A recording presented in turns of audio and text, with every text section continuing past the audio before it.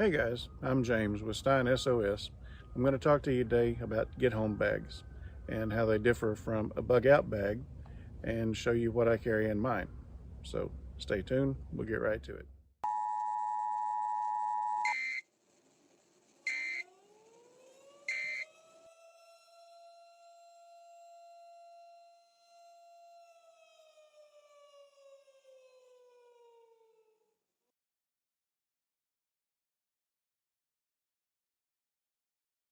To start off with the differences between a bug out bag and a get home bag, there are quite a few similarities, but the difference is in a bug out bag is you're going to be more toward getting to the unknown, where with a get home bag you have a fixed destination, which is theoretically home, and you'll be going from usually a work site or somewhere remote, and you know what route you're going to be traveling and what obstacles are between point A and point B. To start off with, as an example, my travel from work to home would be approximately 25 miles, and it goes through some urban areas, some suburban areas, some industrial areas, and then finally urban areas till I get to where the house is. I can travel the main roads, I can travel railroads, I can travel pipelines or right-of-ways for power lines. I have many different options. It depends on the situation, on if I think I'm just going to hike home and take a couple of hours, or if it's late in the day and I'm going to be spending an overnight and I don't want to be seen. For a bug out bag, you're going to take the necessities for being in the unknown.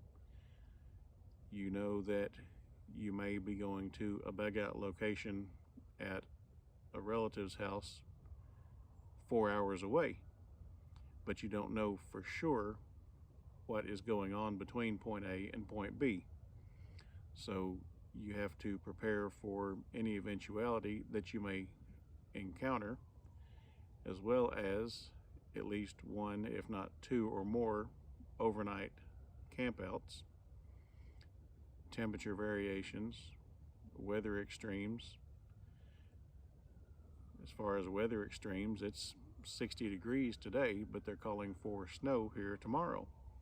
So you need to keep in mind what's going on and plan for that. The bag I chose came from a local box store. It's designed for hunters to use. It has a large variety of pockets for different small accessories that I want to carry, and I've added a little bit along the way, which I'll show you here in just a minute. What works for me may not work for you. You need to keep an open mind about your individual situation and adjust accordingly.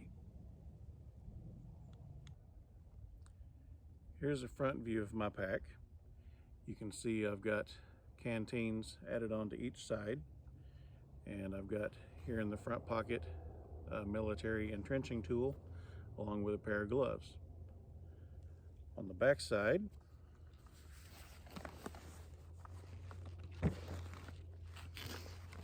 on this side, I've got a military compass with paste beads, the tube for my hydration bladder, and on this side I've got a survival knife, Air Force issue, and you can see a pocket chainsaw held over here on the side behind this canteen. Here's some of the examples from inside my bag. On the bottom left, I have a collapsible water container, holds about 1 liter. Next to that is a Sawyer mini filter. I have a head net for keeping bugs and insects away. Another example of a handheld wire saw, a SAM splint to the right. On the top right is a shower converter to attach onto a faucet so you can get water into a smaller area if your canteen won't fit under the sink, or if you actually do need to use it for hygiene purposes. Next to that is a small hank of paracord, and the center is a bandana, a film canister sheltering a foil pack with water purification tablets, a 4-way Silcock wrench for attaching to municipal water supplies to get water, and then 2 N95 dust masks. Continuing with the main compartment of the bag, I carry 2 MREs and a small metal nesting cup with pot, and of course the necessities. Day or night, I'll usually have a cup of coffee somewhere along the way. This is stainless steel. It can be used over an open fire. If you want to have a backpacking stove, it would work equally well on that. Here's a view of the stainless steel nesting cup, all nested together. Again, this is local box store purchase, so if you're on a budget like I am, it's easy to get and it'll last you quite a while. In a smaller pocket behind the gloves and the entrenching tool, I carry some small accessories. On the left you see hand warmers. Next to that is a can opener. I don't carry any canned foods, but in case I come across something or someone that needs to open cans, I can do that. Continuing to the right is a ferro rod with striker. Under that is a mag bar and some waterproof tinder. On the right is a trash bag, which I carry 2 of, and a notepad. In the bottom center is a Bic lighter, and next to that is a Swiss Army style knife along with some extra cordage. This is part of my everyday carry. Anybody that's been into prepping knows that 2 is 1 and 1 is none. So I have redundancies. I have a small mini tool on my keychain on the far left, along with a small flashlight, a USB, and keys. And at the very bottom of the key ring is another small key-shaped mini tool. Above that is a space pen. It writes in the rain, it writes upside down. I have my current carry folding knife, which is a lock blade. I have a Streamlight pocket flashlight. Continuing to the right, I have a Gerber EAB, which is Exchange-A-Blade. It uses contractor utility knife blades. Below that is a Bic lighter and lip balm. And to the right is my secondary set of keys on a chain. And it has a whistle, a tape measure, fingernail clippers, of course keys, and a USB stick that adapts to my cell phone. In my wallet, I have a square of aluminum foil that I keep tucked away, and a banjo string, which is coiled up in case you need something stronger than just regular cordage, or you need something that is impervious to heat. For example, if you need to tie up an exhaust pipe that's fallen down on your vehicle. In continuing with the 2 is 1, 1 is none, never underestimate the value of a good multi-tool. I carry this Leatherman Original every day, and I have a Leatherman Wave that I carry on duty when I'm at work. They both have quite a variety of tools, and you can do a lot of things with just a little ingenuity. Continuing with tools, these are the tools that I have in my bag. A flat pry bar, another shot of the Air Force survival knife, and at the bottom is the hand chainsaw that I have. Alright guys, that's a quick overview of what I carry in my get home bag. Again, this is a different bag than what I use as my quote bug out bag. I did not cover the first aid component that I carry in a small pouch on the outside. I intentionally left that off because I'm going to include it in a separate video. And I very briefly touched on water, which is the most important part of life. You can't live without it. I carry 2 canteens, and I carry options for obtaining more water. You don't have to have the military canteens. You can carry bottled water. If you have water sources along your path, then you may not choose to carry any water, and simply a means to purify it after you gather it. I also intentionally left off self-defense.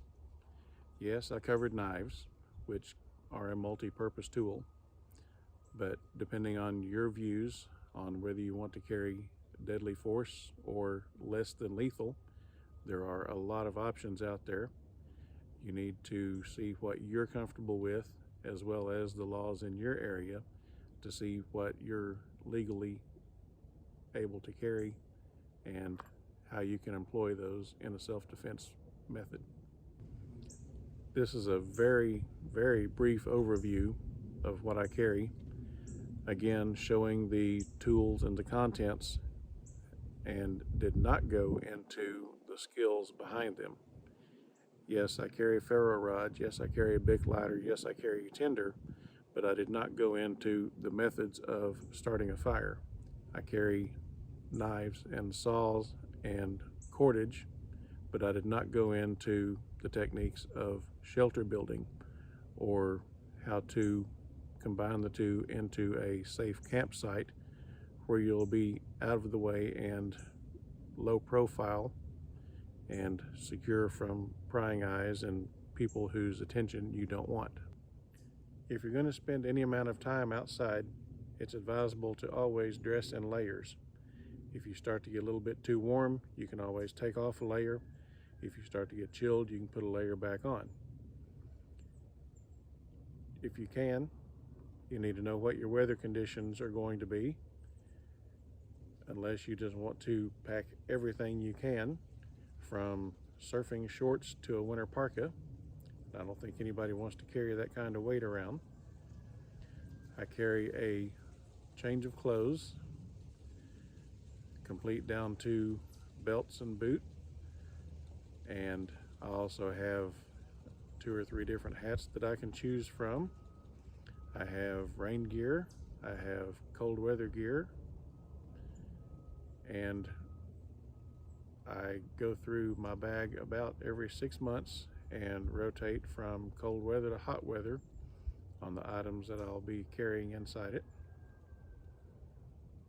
If it's extreme conditions, such as an ice storm, I have traction aids that will slip on my boots.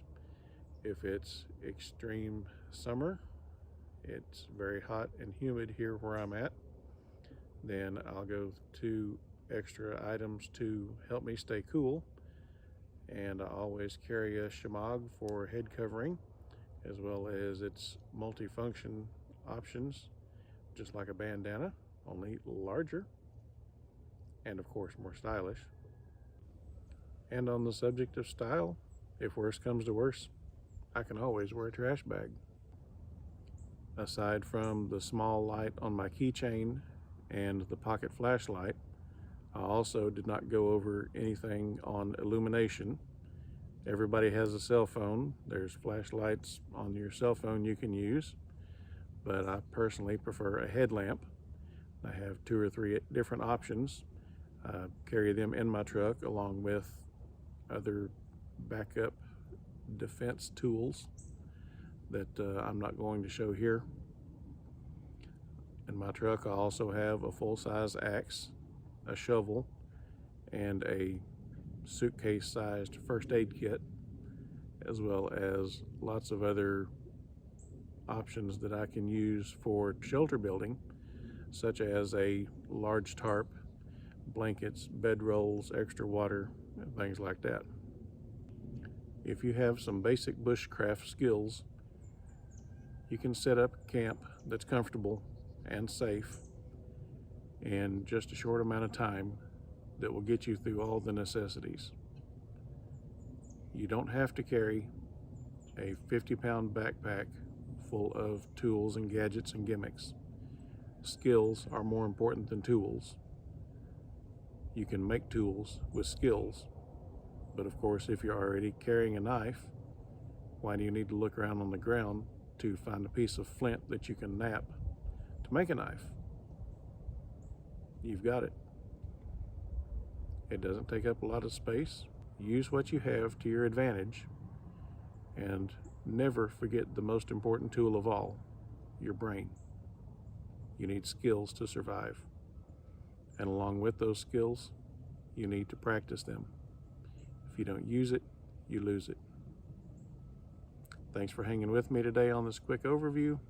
Hope to see you next time. Thanks again.